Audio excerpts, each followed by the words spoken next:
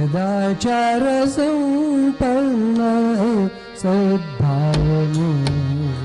दा दा दिन दा दा सद्भावमूर्ती सदा सदाचार संपन्न सद्भावमूर्ती सदाचार संपन्न सद्भावमूर्ती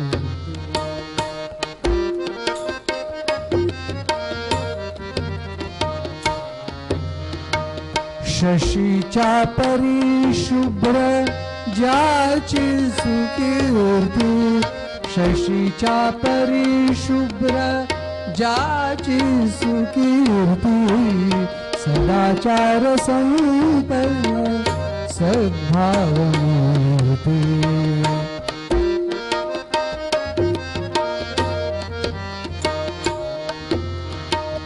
सदाचार संपन्न सद्भावमूर्ती मुमुक्षु सदावी सुश्रेय पंथा मुमुक्षु सदावी सुश्रेय पंथा नमस्कार माझा तया ऐकनाथा नमस्कार माझा तया ऐकनाथा सदाचार संपन्न सद्भावमूर्ती सदाचार संपन्न सदाचार संपन्न सदाचार संपन्न सद्भावमूर्ती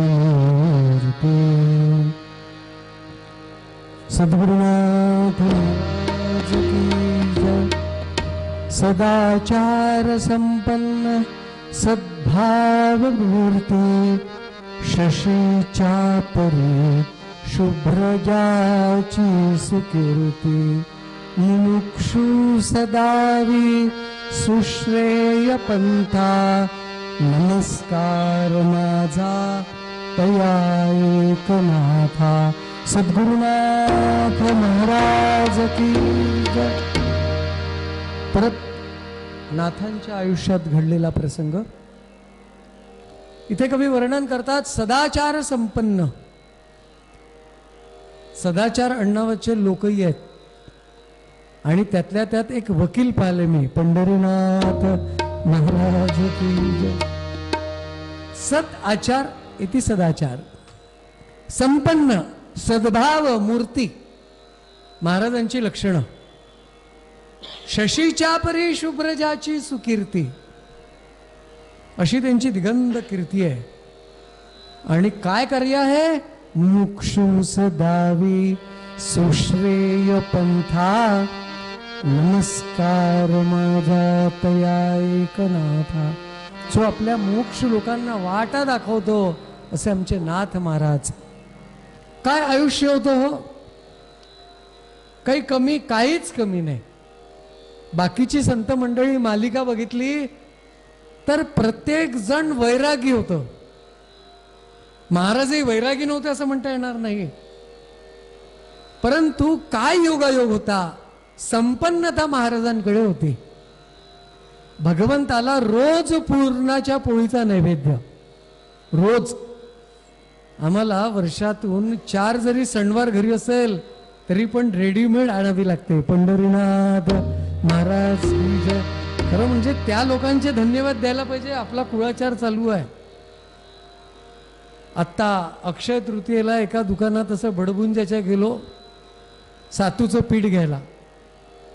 ते घेतल्यानंतर त्यांनी मला विचारलं, म्हणाले कुरडया पापड सांडया वगैरे हे बाकी काही नको का?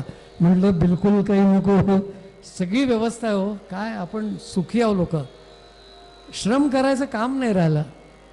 पण महाराजांचं ऐश्वर्य काय, मानुषंबर वंश जन्म विभव दीर्घायुरारोग्यता सन्मित्रं सुसुतः सती प्रियतमा भक्तिश्च नारायणे विद्वत्वं सुजनत्वमिन्द्रियजया सत्पात्रदाने रति ते पुण्येन विना त्रयोदश गुणा संसारिणां दुर्लभा. गोपाल कृष्ण महाराज की जय. प्रत्येकाच्या आयुष्यामध्ये सगळ्यात चांगल्यात चांगलं काय असावं, त्याला पहिले त्रयोदश षोडशो लक्षणी विडा खायचे लोक. आमच्या नागपूरला एक शास्त्री बुवा होते, ते एकादशीच्याही दिवशी खायचे पान म्हणजे विडा. त्यांना विचारलं, तुम्ही एकादशी तुम्ही करता? हो करतो. मग विडा? त्यांनी त्याला उत्तर दिलं, मी सपर्णा एकादशी करतो म्हणाले. पंढरीनाथ महाराज की जय. काही वाईट नाही तिच्यामध्ये, पण माणसाच्या आयुष्यामध्ये 13 गुण पाहिजे. पुरुषाच्या बाबतीत सांगितलेलं आहे की मानुष्यम वरवंश जन्म विभो, त्याला चांगल्या कुळामध्ये जन्म झाला पाहिजे, तिथे वैभव पाहिजे, दीर्घायू पाहिजे, आरोग्यता पाहिजे. सरळ सरळ समोर जातो. आणि हे सगळे लक्षणं नाथ महाराजांजवळ होते. सन्मित्रम सुसुतः सतीप्रियतमा भक्तिश्च नारायणे, नारायणाप्रती भक्ती असावी. विद्वत्वम, विद्वत्ता पाहिजे. सुजनत्वम, इंद्रियांचा जय करू शकणारा पाहिजे. आणि सर्वात महत्वाचं शेवटी सांगितलं, सत्पात्र दाने रतिही, सत्पात्री दान करण्याची इच्छा झाली पाहिजे. हे सगळे 13 गुण आहेत मिळून. तेने पुण्येन विना त्रयोदश गुणा, हे पूर्व पुण्याशिवाय लाभत नाही. आणि असा ह्या सर्व गुण ज्याच्या जवळ आहे असा माणूस जगामध्ये विरळ आहे. हे सगळ्या गोष्टी नाथ महाराजांच्या जवळ होत्या. काय नव्हतं, सगळं चांगलं होतं. पण एवढं सगळं चांगलं असतं तर कथासमोर जाईल कशी हो? तिच्यामध्ये पण, परंतु, लेकिन ह्या सगळ्या गोष्टी पाहिजे. गिरिजाबाई सारखी अर्धांगिनी होती, हरिपंडितासारखा विद्वान पुत्र होता. विद्वान ह्या शब्दाखालीच अधोरेखांकित आहे. फक्त त्या विद्वत्तेचा परिणाम अतिविद्वत्तेकडे जातो हा प्रश्न आहे. पंढरीनाथ महाराज की जय. तो जरा अतिविद्वान होता. अतिविद्वान म्हणजे काय की वडिलांच्या प्रती श्रद्धा होती, मान होता, परंतु वडिलांचं वागणं पोराला आवडत नव्हतं. आजकाल आई बापांना पोराचं वागणं आवडत नाही, पण इथे उलट होतं. म्हणजे नाथ महाराजांच्या बद्दल काही शंका, तर शंका तशी काही नाही, पण नाथ महाराज शास्त्राप्रमाणे वागत नाही ही समस्या हरिपंडिताची होती. मग नाथ महाराज शास्त्राप्रमाणे काय वागत नव्हते? प्राकृती करीती कथा कीर्तन अखंड हरीचे नामस्मरण परान्न सेवी प्रीती पूर्ण हरी पंडितासनावडे. हे ह्या गोष्टी आवडत नव्हत्या. आणि मुख्य म्हणजे प्राकृती करीती कथा कीर्तन. प्राकृत म्हणजे मराठी भाषेमध्ये प्रवचन द्यायचे. आणि हा पंडित होता, त्यांचा मुलगा हरी पंडित होता, म्हणून त्याच्या मागे उपाधी हरिपंडित असंच म्हणतात. आणि वडील या सामान्य लोकांच्या समोर मराठीमध्ये प्रवचन करतात, हे त्याला आवडत नव्हतं. दुसरी गोष्ट, एखाद्याने म्हटलं, महाराज माझी इच्छा आहे तुम्ही जेवायला घरी यावं, चलता का? त्यांनी म्हटलं हो येतो. परान्न सेवी प्रीतीपूर्ण परान्न सेवन करायचं. ऐसे नाथांचे आचरण हरिपंडितास नावडे. हा बोलायचं काही नाही, पण घरामध्ये वातावरण थोडंसं तापलेलं राहायचं. हे कोणाकडनं जेवून आल्यानंतर हरिपंडिताचं पाय आपटत चालणं, न बोलणं, ते दिसले की इकडे मान करणं, हे चालू होतं. असं वारंवार घडायला लागल्यानंतर नाथांनी विचार केला, ह्या गोष्टीचा काहीतरी इलाज केला पाहिजे, याच्यावरती उपाय केला पाहिजे. आणि तो उपाय नाथांनी ठरवला. एवी तेवी आपली षष्टी म्हणजे षष्टाब्दी झालेली आहे, तर निवृत्त व्हायला पाहिजे. पोरगा होत करू आहे, विद्वान आहे, त्याला सगळं व्यवहार कळतो.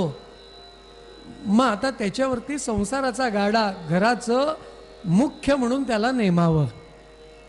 एक दिवस नाथ झोपाळ्यावरती बसले होते आणि हरीला आवाज दिला. म्हणाले, हरिभाऊ इकडे या. ते सगळ्यांना अहो जाओ म्हणायचे, कुणाला अरे तू नव्हता. आजही असे काही माणसं आहेत की लहान मुलालाही अहो म्हणतात. विशेषतः आपल्याला राजघराण्यामध्ये पाहायला मिळतं.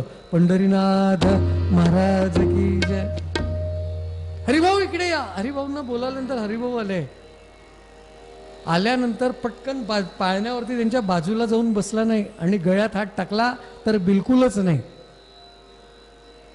गुरुनाम सन्निधौ तिष्ठेत सदैव विनयान्विता पादम प्रसारणादिनी तत्र नैव समाचरेत. कधी पण पाय पसरून गुरूंच्या जवळ मांडीला मांडी लावून बसायचं नसतं महाराज. आणि अशा प्रकारे ही मर्यादा त्याला माहिती होती. तो समोर बसला आणि विचारलं, काय बाबा? नाथ म्हणतात, हरी अरे मी विचार केला, आता माझं वृद्धत्वाकडे मार्गक्रमण चालू आहे. तू विद्वान आहे, व्यवहार संपन्न आहे.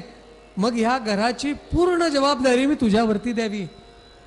तुझ्या आईच्यानी आता होत नाही. तुझं लग्न झालेलं आहे, मुलं बाळ आहे. आता आम्ही निवृत्त होतो आणि घराचा मालक तुला करतो. हा म्हणाला, माझी तशी इच्छा नाही, पण तुम्हाला वाटतं जमत नाही म्हणून तर मी ते करायला तयार आहे. मी तो भार सहन करायला तयार आहे, पण मुख्य तुम्हीच. हा म्हणाले, ठीक आहे. नाथ म्हणाले, ठीक आहे. आणि नाथांनी त्याला सांगितलं, एकदा तुझ्याकडे मी हे मुख्य पण दिलं तर तू घरामध्ये ज्याप्रमाणे म्हणशील त्याप्रमाणे वागणूक राहील. तू म्हटलं, बाबा जेवायला या, आम्ही जेवायला आलो. तू बोलावलं नाही, आम्ही उपाशी राहू. तू बस म्हटलं, आम्ही बसणार. तू जा म्हटलं, आम्ही जाणार. तू पूजा कर म्हटलं, आम्ही करणार. पण मी पूजा करतो असं मी कधी म्हणणार नाही. आपल्या इथे रोज प्रवचन होतं, कीर्तन होतं, ह्याची जबाबदारी तुझ्याचकडे. बाकी काय व्यवहार पाहायचा तो तू पहा. आम्ही हरीचे चाली चाली, आम्ही हरीचे चाली चाली, आम्ही हरीचे चाली चाली. बोलविल तरी बोलू ऐसे, बोलविल तरी बोलू ऐसे, आम्ही हरीचे चाली चाली, आम्ही हरीचे चाली चाली.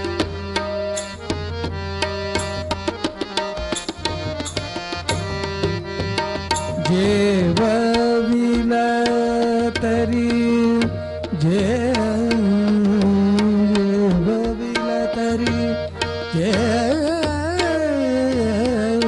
जेवविल तरी जेवू, आम्ही हरीचे चाली चालू, आम्ही हरीचे चाली चालू, चाली चालू, चाली चालू,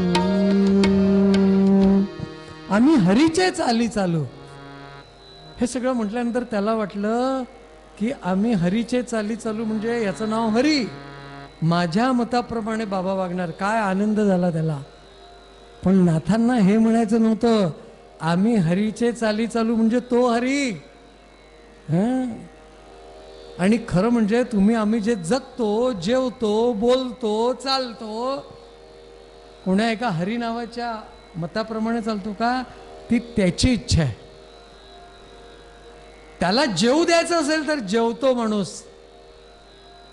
आणि जर तो घास तोंडात जायचा नसेल तर ताटातून उचललेला घास हाताने मुखापर्यंत किती अंतर असेल तो अर्ध्यात येतो आणि हरण मावतो. पंढरीनाथ महाराज की जय.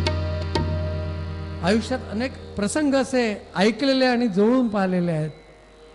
मग त्या हरीच्या चालीनी चालू, त्या हरीच्या चालीनी जेवू, त्या हरीच्या बोलानी बोलू आणि त्या हरीच्या जेवणाने आम्ही जेवू, त्याच्या मताने. आता सगळा मुख्य हा झाला आणि घरामध्ये काय व्यवस्थित पाहिजे त्याची सगळी त्यांनी यादी तयार केली. नवे नवे नाथांपेक्षा व्यवस्थित संसार करायला सुरुवात केली.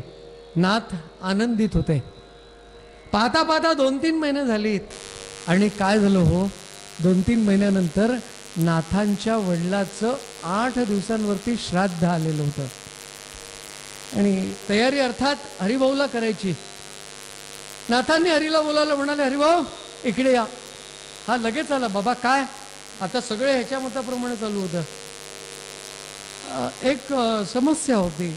हरी बाबा कुठली समस्या? नाही काय आहे, माझ्या वडिलांचं श्राद्ध आहे म्हणजे तुझ्या आजोबांचं. तर एवी तेवी आता घराचा मालक तूच आहे, तर आता श्राद्ध तू घालणार की मी घालू? पंढरीनाथ महाराज. हरिभाऊ म्हणाला श्राद्ध कोणी कुणाचं करावं याचा विवेक मला आहे. श्राद्ध तुम्हालाच करायचं आहे, परंतु सामग्रीची व्यवस्था मी करीन. मग ठीक आहे. हरिमंडळांनी सगळ्या पुरोहितांना सांगितलं की तुम्ही संपादनासाठी या. स्वतः तो दिवस उजाडला आणि सगळी तयारी तिथे झाली. अपराह्नकाली आता श्राद्ध क्रिया संपन्न व्हायची आहेत. गिरिजाबाईंनी सगळा स्वयंपाक तयार करून ठेवला. 12 वाजले, 12:15 झाले, 12:30 झाले, नवे नवे जवळपास 1 वाजत आला, पण अजून ब्राह्मण वर्ग आला नाही. ह्याची काडघाल अंतःकरणामध्ये नाथांच्या झाली. हरिभाऊ त्यांना बोलवायला गेला होता, सांगायचं कोणाला? आणि माणूस वेळ आटोपल्यानंतर अस्वस्थ होतो. त्याप्रमाणे महाराज घरामधनं छपरीमधनं दिंडी दरवाजापर्यंत आणि दिंडी दरवाजापासून घरातल्या त्या छपरापर्यंत येरझारा चालू होत्या नाथ महाराजांच्या. अरे अजून आले नाही, 1:05 झाले. नाथांच्या या हेरझारा चालू असताना त्यांच्या वाड्यासमोरून जो रस्ता जातो त्या रस्त्यावरनं काही मंडळी जात होती आणि त्यांच्या बोलण्याचा आवाज नाथांच्या कानात गेला. काय आवाज होता तो? तो आवाज असा होता की नाथांच्या घरी हे जे अन्न तयार झालं आहे, ऐसे नाथान घरचे अन्न वाटते मरावे फिरोन नाथा घरी उपजावे. तो एक दुसऱ्याला म्हणत होता, अरे शंकर्या गंध येऊन राहिला का तुला अन्नाचा? तो म्हणला हो रे गणपत, काय गंध आहे. आणि त्या स्वयंपाक तिथे बनवलेला होता त्याचा गंध त्या घरात आणि घराच्या बाजूला असलेल्या रस्त्यावरनं दरवळत होता. अहो विलायची कुटली होती खिरेमध्ये घालायला, त्याचा गंध होता. श्राद्धासाठी लाडू तयार केले होते, तिच्यामध्ये जे अनेक वस्तू घातल्या त्याचा गंध होता. श्राद्धासाठी वडे तयार केले होते, त्यामध्ये मेथी घातली होती, त्या मेथीचा गंध होता. आणि असा तो गंधाचा दरवळ त्यांच्या त्या घराच्या मागच्या भागामध्ये दरवळत होता. तो म्हणतो असं नाथा घरचे अन्न, असं अन्न आपल्या उदरी केव्हा पडेल? तो गणपत म्हणतो ह्या जन्मात शक्य नाही. पण तो शंकर म्हणतो मला असं वाटते आता ह्या क्षणाला मरावं, नाथांच्या घरी मांजर नाही तर कुत्रा होऊन जन्म घ्यावा आणि हे अन्न सेवन करावं. वाटते मरावे उपजोन नाथाग्रही उपजावे. ही इच्छा जेव्हा त्यांना लक्षात आली, नाथांचं हृदय कळवळलं, हो यांना मरावं असं वाटतं. नाथांनी ते ऐकलं, क्षणात निर्णय घेतला. दिंडी दरवाजाच्या बाहेर पाय काढला, बाहेर गेले आणि ती मंडळी 5-10-25 मंडळी उभी होती. त्यांच्या समोर नाथ उभे राहिले, कमरेवरती हात दिले आणि अधिकार वारणीने म्हणायला लागले, का हो कोणी म्हटलं वाटते मरावे उपजून नाथा घरी उपजावे? ज्यांनी म्हटलं ना तो शंकर असा चळचळ कापायला लागला आणि नाथांच्या पायावरती असं त्यांनी लोटांगण घालण्यासाठी धडाल महाराजांच्या समोर साष्टांग नमस्कार केला हवा आणि म्हणाला, महाराज, तो म्हणणारा मीच हो, आमची चूक झाली, तुमच्या घरचं अन्न सेवन करावं ही आमची पात्रता नाही, माहिती आहे, तरी पण म्हणाले इच्छा उत्पन्न झाली, काय करू, आम्ही माणसं आहो, आमच्या उदरामध्ये असं अन्न जात नाही, विटलं नासलेलं अन्न आम्हाला खायची सवय आहे. नाथ म्हणाले, तू चूक केली असं तुला वाटतं का? तो म्हणतो, हो, फार चूक केली महाराज, मला तुम्ही क्षमा करा, क्षमा करा अपराध सखया, क्षमा करा अपराध सदया, क्षमा करा अपराध.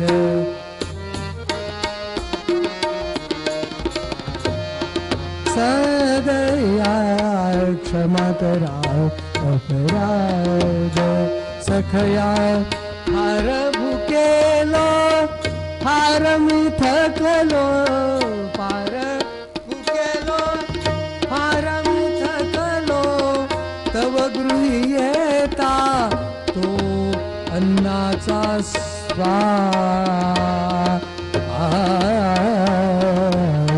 क्षमा करा अपराध सदया, क्षमा करा अपराध सदया, क्षमा करा अपराध अपराध अपराध. महाराज, मला मी अपराध केला, मला तुम्ही शिक्षा द्या, देहांताची शिक्षा दिली तरी मी भोगायला तयार आहे. नाथ महाराज म्हणाले, तुला शिक्षा होईलच, पण ती कोणती शिक्षा करायची ते मी ठरवेन. तो म्हणाला, महाराज, तुमची शिक्षा आम्हाला शिरसावंदी आहे. मान देत होते नाथांना आणि नाथांनी सांगितलं, एक काम करा, तुम्ही ही सगळी मंडळी आता तुमच्या गाववाड्यावरती जा, तुमची मुलं बाळ बायका पोरं म्हातारी या सगळ्यांना गोदावरीवरती घेऊन जा, तिथे स्नान करा आणि शुचिरभूत येऊन वाड्याच्या मागच्या भागाला तुम्हा सगळ्यांना या अन्नाचा प्रसाद मी देणार आहे. पंढरीनाथ महाराज की जय. नाथांनी काय म्हटलं याच्यावरती त्यांचा विश्वास बसला नाही, ते स्तब्ध झाले. नाथ म्हणाले, मी काय म्हटलं तुम्ही ऐकलं नाही का, चला निघा इथनं आता. आणि ती मंडळी तिथून जी धावत पळाली, आनंदाने वाड्यावरती आली. म्हातारीला सांगितलं, ए लक्ष्मी म्हातारी, लवकर तयार हो, आपल्याला नाथांच्या घरी जेवायला जायचं आहे. एकमेकाला सांगायला लागले, पण त्यांचा विश्वास बसत नव्हता म्हाताऱ्यांचा. जेवायला आणि नाथांच्या घरी आपल्याला कसं शक्य आहे? अंत्यज आपणही नकुळीचे, अंत्यज आपणही नकुळीचे, नाथा घरचे अन्न कैचे, नाथा घरचे अन्न कैचे, आमाउदरी पडेल साचे, असत्य कावदता, आमाउदरी पडेल साचे, असत्य कावदता. अरे आपण हीन कुळात जन्माला आलेलो आणि नाथांच्या घरी आपल्याला जेवायला बोलावलं. तुम्ही म्हणाले, भांग दारू सकाळच्या वेळेला तर प्यायला नाहीत ना. त्या म्हाताऱ्यांना नवल वाटलं. सगळ्या मंडळींनी सांगितलं, नाही नाही मावशी, आपल्याला नाथांच्या घरी जेवायला जायचं आहे. आणि त्यांना पटलं. सगळ्यांनी पोरा बाळांना घेऊन गोदावरीवरती घेतले आणि तिथे स्नान केलं. आईनी पोराला किती घासून घासून घासून घासून घासून घासून असा काळ्याचा गोरा करण्याचा प्रयत्न केला. मळलेल्या कपड्याला रगडतात ना तसं रगडलं, फक्त आपटून धुवायचाच बाकी ठेवला. आणि अशी ती तयारी केली आणि ही सगळी मंडळी नाथांच्याकडे जेवायला आली. परसवाड्यामध्ये पंक्ती ठेवलेल्या होत्या, पानं मांडलेली होती. नाथांनी सगळ्यांना बसवलं आणि सगळी पानावरती बसल्यानंतर सीताकांत स्मरण जय जय राम असं म्हणून मंडळी जेवा. आणि ती मंडळी जेवायला लागली. महाराज काय सांगू, ते पक्वान्न त्यांनी डोळ्यांनी पाहिले नव्हते. खीर इकडे खायची, तिकडे कढी खायची. आता खीर आणि कढी दोन्ही म्हणाले वेगवेगळ्या चवीचे. एकाच्या मनात आलं दोघांना एकत्र करून खाल्लं तर काय आनंद येईल, त्यांनी तेच खायला सुरुवात केली. असा त्यांची म्हणजे हाताची तोंडाची अशी लढाई चालू होती. काय खाऊन दोन्ही हाताने खात होते, काय करून काय नाही असं त्यांचं ते चालू असताना तिकडनं तो हरिपंडित आला. त्यांनी पाहिलं समोर सामसूम आणि मागे म्हणाले धामधूम आहे. नेमकी कशाची धामधूम आहे चला पाहायला.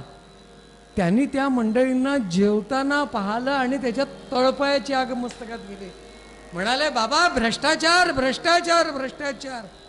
तुम्हाला मी किती सांगितलं, माझ्या मताप्रमाणे तुम्ही ऐकणार हे बोललात तरी पण तुम्ही आपल्याच मनाचं केलं, मला पटलं नाही. म्हणाले मी आत्ता हे घर सोडून चाललो आणि धर्म संसदेमध्ये तुम्हाला मी आरोपी म्हणून तिथे उभा करेल. नाथ म्हणाले तुला जे वाटते ते कर, पण मी केलं ते बरोबर आहे. आणलेल्या ब्राह्मणांना हरिपंडित त्या विद्वान ब्राह्मणांकडे घेऊन गेला. तिथे प्रश्न म्हणला, माझ्या वडिलांनी श्राद्धासाठी जे अन्न तयार केलं होतं ते अंत्येच्या लोकांना दिलं. तो प्रश्न तिथे म्हणल्यानंतर सगळ्या विद्वत लोकांनी स्मृती चंद्रिका वळवून पाहिले की श्राद्धासाठी निर्माण झालेलं तयार केलेलं अन्न अंत्यजाला दिल्यानंतर त्याच्यासाठी दोष कोणता. पण सगळी पानं वळवली तरी पण त्यांना नेमका दोष दिसला नाही. पण त्यांना त्यात काही मुद्दे दिसले. काय मुद्दे होते. नाथांना तोपर्यंत बोलावलं होतं, नाथ आले, धर्मसभा बसलेली आहे, नाथांना मध्ये बसायला एक चौरंग दिला, नाथ मध्ये बसले. तिथल्या त्या धर्म मार्तंडांनी सांगितलं, म्हणाले नाथा तुमच्या घरी श्राद्धासाठी झालेलं अन्न तुम्ही अंत्यजांना दिलं, हा तुमच्यावरती आरोप आहे, तो तुम्हाला मान्य आहे.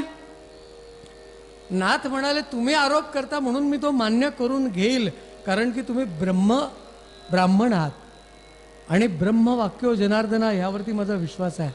परंतु माझ्या मनामध्ये काही शंका आहे, त्याचं निरसन झालं तर बरं होईल.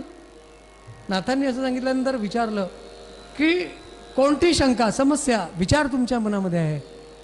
तेव्हा नाथ त्यांना म्हणतात, श्राद्धासाठी तयार झालेलं अन्न अपवित्र केव्हा घडतं, कुठल्या कुठल्या कारणामुळे घडतं, याचं मला जरा विवरण पाहिजे.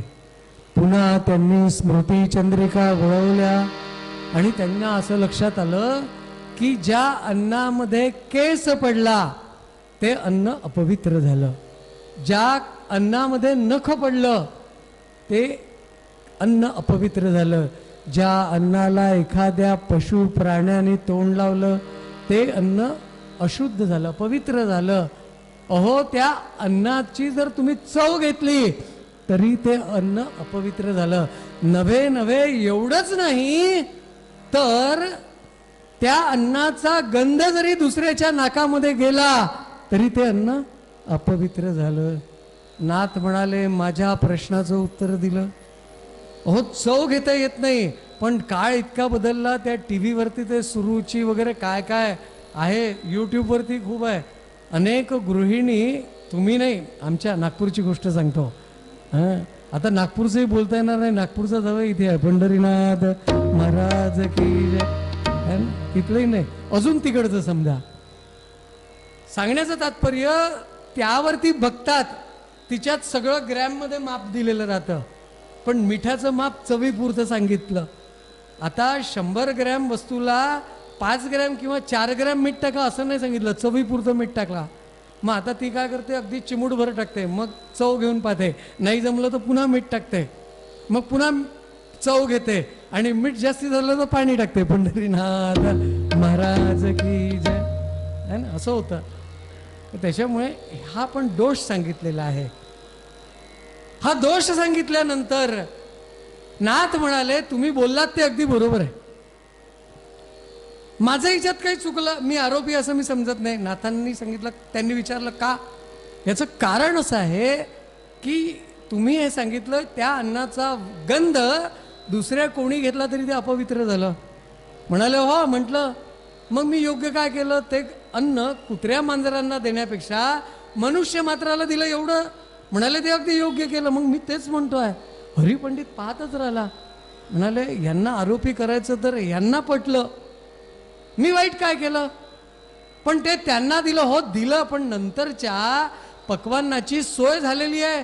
हरिभाऊनी मला वेळच नाही दिला. तुम्ही आत्ताही चला श्राद्ध कर्म तयार करायला, सगळं व्यवस्था तयार आहे. हरिभाऊने आपल्या डोक्यावरती हात मारून गेला. काय म्हणावं म्हणले बापाला.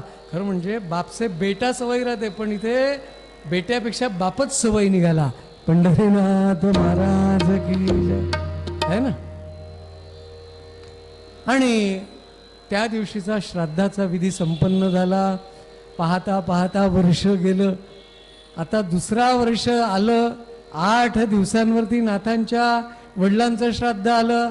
हरिभाऊनी 15 दिवस आधी आचारसंहिता सांगून दिली. बाबा तुम्हाला कुठं जायचं आहे मला विचारायचं, कोणाला पत्र लिहायचं आहे मला विचारायचं, पत्र मी लिहिणार. आणि त्यांच्या मागे एक पहारेकरी लावला. कुठे चालतात, काय जातात, आचारसंहितेचं पालन आपण करतो की नाही, तशी आचारसंहिता लावली. आणि ह्या 8 दिवसामध्ये तुम्ही दरवाजाच्या बाहेर पाय नाही ठेवायचा. नाथ म्हणाले मला काही चिंता नाही. अरे मी काही मनाने काहीच केलं नाही. आणि त्याप्रमाणे तो श्राद्धाचा दिवस आला. सगळी ब्रह्मवृंद मंडळी श्राद्ध सांगायला आली. आणि तो श्राद्धाचा विधी चालू आहे. 1:30 वगैरे वाजला असेल. आणि त्याच वेळेला त्याच्या आधी ह्या हरिपंडितांनी काय केलं, गावचा जो पोलीस पाटील किंवा तेव्हाचा निजामशाहीचा तेव्हाचा काळ असेल, त्यांनी 2 असे यवन दरवाजावरती पहारेकरी म्हणून ठेवले होते. त्याला सांगितलं मला 2 भालदार पाहिजे. दोघांच्या हातात एक एक भाला. दरवाजासमोर 2, गल्लीच्या त्या तोंडावरती 2, गल्लीच्या ह्या तोंडावरती 2, असे 6 जण तिथे उभे केले.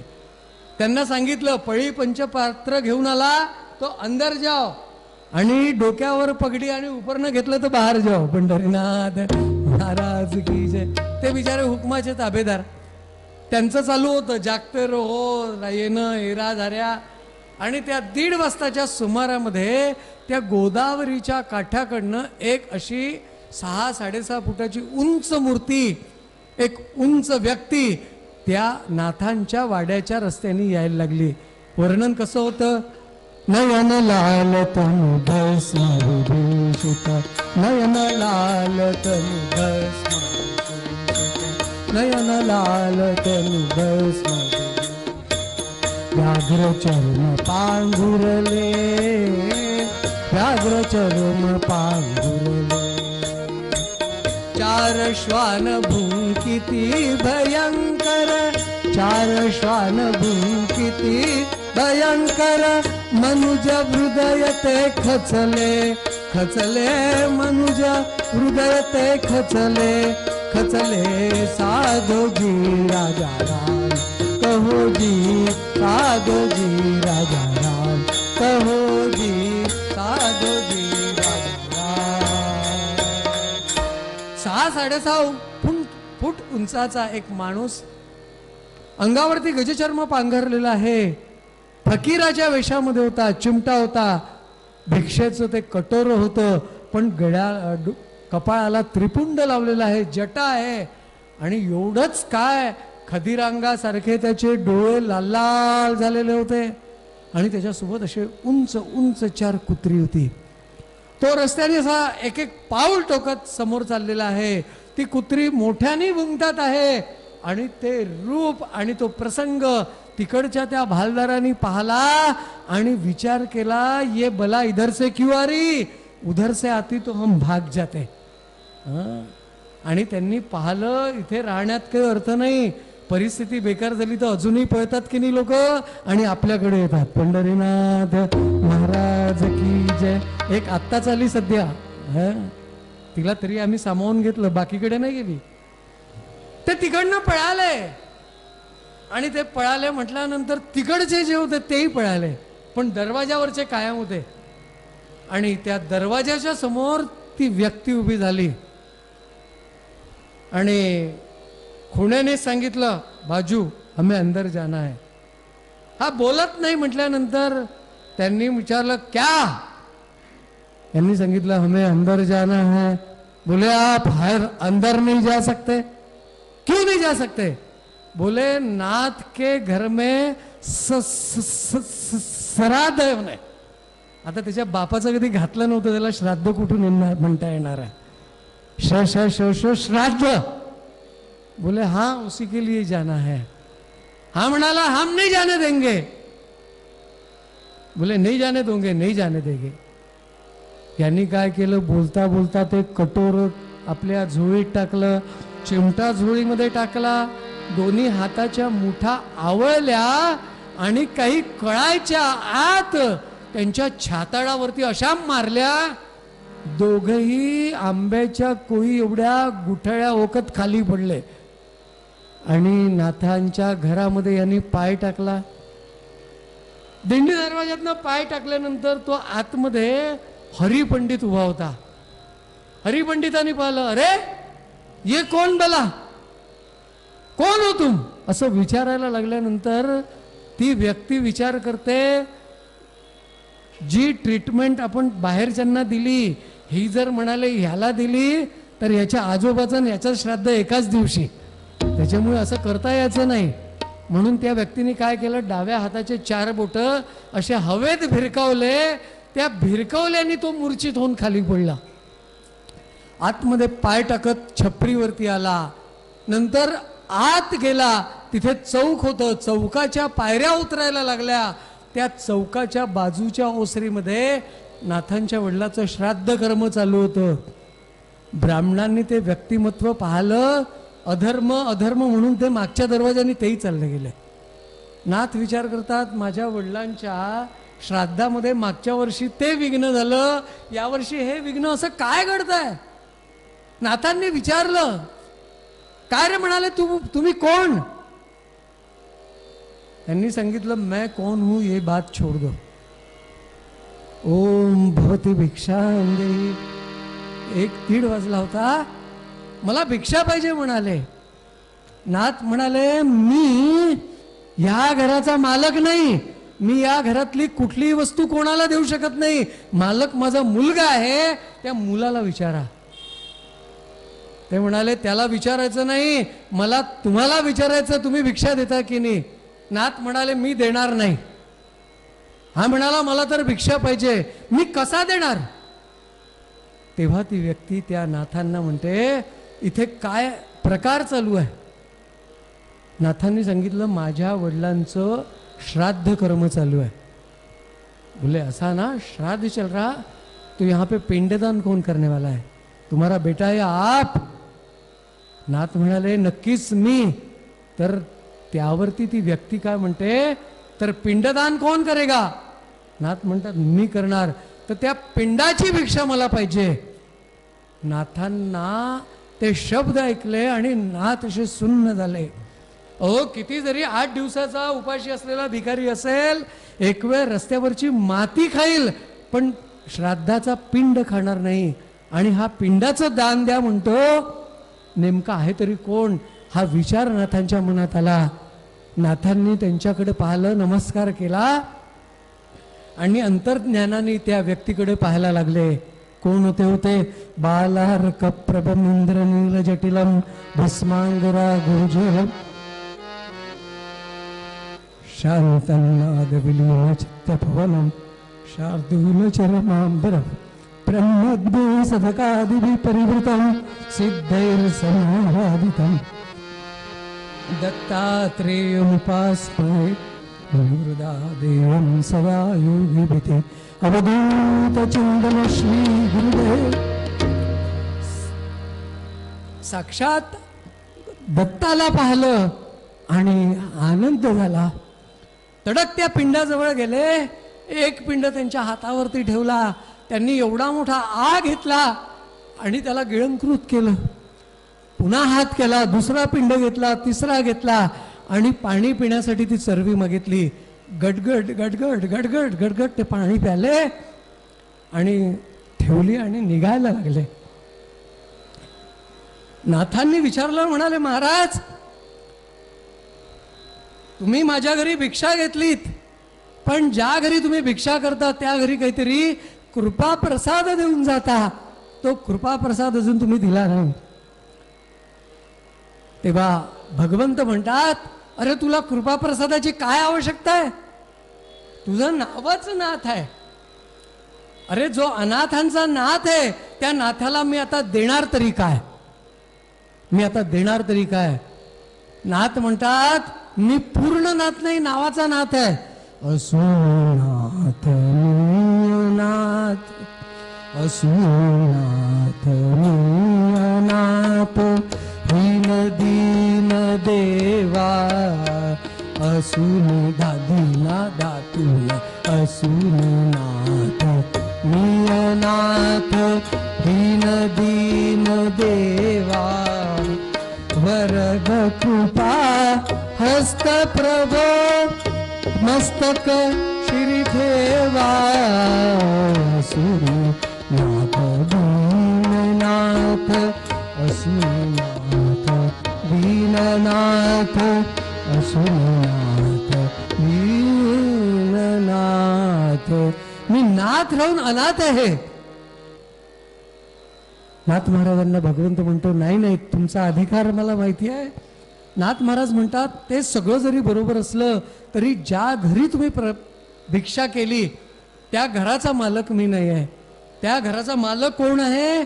तर म्हणाले माझा मुलगा आहे हरी, त्याला तुम्ही कृपा प्रसाद द्या. तेव्हा त्या मलंग वेशातले भगवंत म्हणतात अरे त्याचा तो अहंकार त्याला बाधित करतोय. त्यांनी मला सुद्धा माझ्याशी कसा बोलला तुम्हाला माहिती नाही. नाथ म्हणतात ते मला माहिती आहे, पण शेवटी घर ज्याचं आहे कृपाप्रसाद तुम्ही त्यालाच देणार, आशीर्वाद त्याला देणार. शेवटी भगवंताजवळ संतांनी वकिली केल्यामुळे भगवंत तिथे थांबले आणि म्हटलं बोलवा, त्याला घेऊन या. नाथ महाराज त्याच्या जवळ गेले, त्याच्या मुखावरती प्रोक्षण केलं, त्याचं बकोटं धरलं, म्हणाले हरी उठ, आपल्याकडे कोण आलाय पहा. हरी उठला, भानावरती आला, म्हणाला बाबा हे मला मान्य नाही. नजरेनी भगवान दत्तात्रेयांनी नाथांना विचारलं, म्हणाले मी जे सांगितलं होतं ते बरोबर होतं ना? इथे संत पुन्हा वकिली काय करतात? नाथ म्हणतात त्याचं काय चुकलं हो? तो ज्या रूपामध्ये तुम्हाला ओळखतो त्या रूपामध्ये तुम्ही प्रगट झालात का, ही गोष्ट सांगा. शेवटी त्या मलंग वेशातल्या भगवान दत्तात्रेयाला त्या भगवान दत्तात्रेयाच्या रूपामध्ये तिथे प्रगट व्हावं लागलं. आणि भगवंताचं आता रूप कसं झालं? तीन शिरे सहात, तीन शिरे सहात, तीन शिरे सहात, तया माझा दंडवत, तया माझा दंडवत, तीन शिरे सहात, तीन शिरे सहात, तीन शिरे सहात. आता ते रूप त्यांनी बघितलं आणि ते रूप बघितल्यावरती हरिपंडित भानावरती आला. आता दत्तात्रेयांना नमस्कार करायला गेला नाही, आता पहिले त्यांनी वाकून आपल्या वडिलांना नमस्कार केला. कारण की संत पदाला पोहोचलेले आपले वडील काय आहे त्यांचा अधिकार आता त्याला कळला. पहिल्यांदा वडिलांना नमस्कार केला आणि मग दत्तात्रेयांच्या पायावरती त्यांनी डोकं ठेवलं. ह्या प्रसंगाचं आपण वर्णन ऐकलं, हा प्रसंग आपण ऐकला. हा ऐकल्यानंतर आपल्या मनामध्ये ही भावना दृढ होणार की नाही की संत आणि भगवंत यांच्यापेक्षा श्रेष्ठ कोण असेल तर ते संतच आहेत. आणि हे मर्म आमच्या तुकाराम महाराजांना माहिती होतं, म्हणून तुकाराम महाराज आम्हाला अट्टहासाने सांगतात. काय सांगतात? अहो देव वसे चिती चिती, अहो देव वसे चिती, अहो देव वसे चिती, त्यांची घडावी संगती, त्यांची घडावी संगती, हो देव वसे